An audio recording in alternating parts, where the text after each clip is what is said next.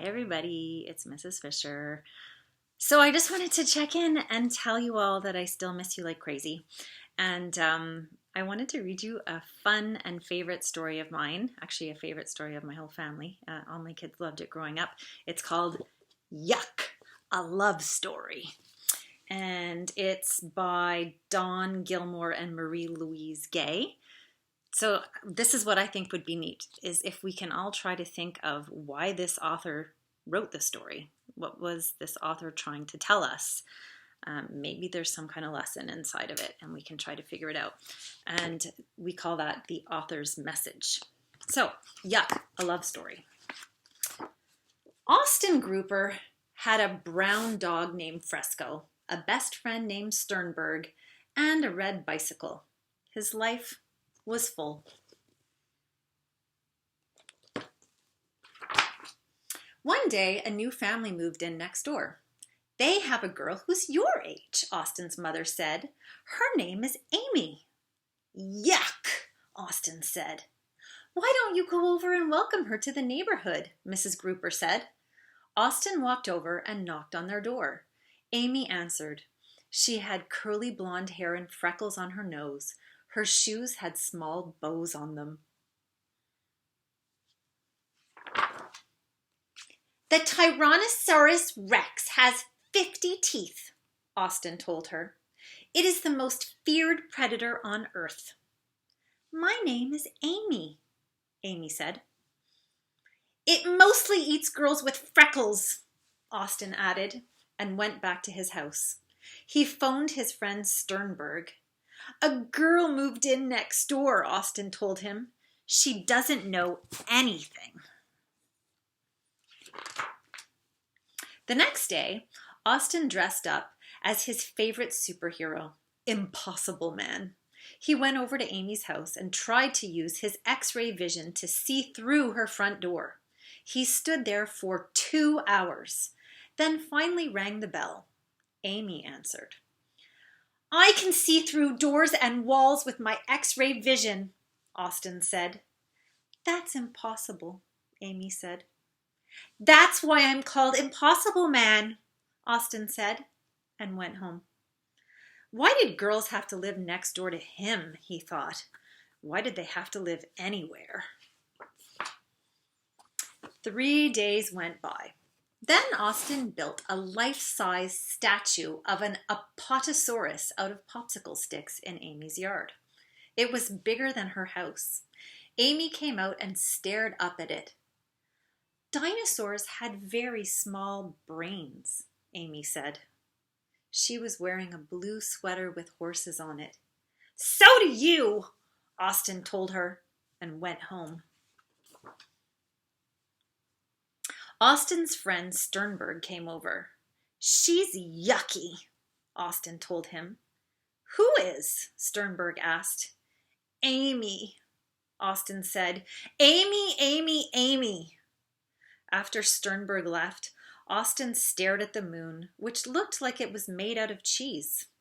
The next day, a card came in the mail. It was an invitation to Amy's party. Isn't that nice? Austin's mother said. Yuck, Austin said. The night before Amy's birthday, Austin dressed up as a cowboy and went out into his yard with a very, very long rope. The moon was as round as a plum. He was going to lasso it and give it to Amy for her birthday. He twirled the rope around his head and threw it as high as he could.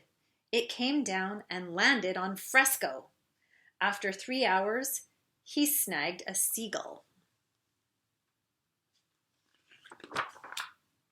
He twirled the rope around his head one more time and threw it as high and as far as he could. It settled around the bright white moon. He pulled, but the moon was heavier than he thought. It bobbed at the end of the rope like a huge helium-filled balloon. Austin struggled with it and staggered out of the yard and bounced down the street, still holding the rope. As he tried to pull the moon closer, the rope got hooked on a truck heading east. By the time Austin unhooked himself, he was out in farm country, still wrestling with the moon, leaping through a field, trying to avoid the cows. Then the rope caught on a train heading south, and Austin was halfway to Mexico before he wriggled free. He pulled the moon a little closer, and it snagged an airplane flying west. Then he dropped onto a boat sailing north. By the time he got back home, Austin had been to 22 countries. A polar bear had eaten part of the moon in the Arctic. It was a bit soggy, and there was a dent on one side, but Austin had the moon back just in time for Amy's party. He tied it to a tree in her yard and went in. He watched Amy open all her presents. She got a book and a bike and a hamster. Austin told Amy that his present to her was outside. She went out with him. Her birthday dress was red, and it shimmered slightly when she walked. "Thank you, Austin," she said when she saw the moon. "It's awfully big." "It's the moon," Austin said. "It only comes in one size." The moon, it turned out, was made of cheese, blue cheese. It didn't smell so great, actually.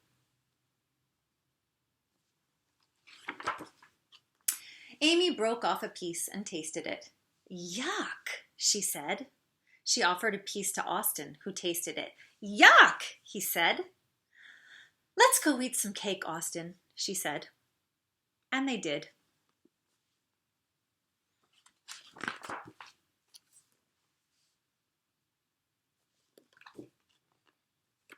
And that's the end of the story, which I really love, because it is kind of a bit of a love story, if you think about it. But maybe you can think a little bit by yourself or with your family about why did the author write this story? Aside from the fact that it's a really great story to entertain us and make us smile and make us laugh, because it's pretty cool that Austin gave Amy the moon for her birthday. But I was trying to think of the theme or the author's message that stood out for me the most. And the one I can think of is perseverance, which is a big word for when you try really hard to do something that's really important to you and you never give up. But I'm wondering if any of you can think of another lesson or author's message that you found in the book. Maybe you could share it with me. And in the meantime, I hope you are taking really good care of yourselves and reading lots of books. I miss you lots. Take care.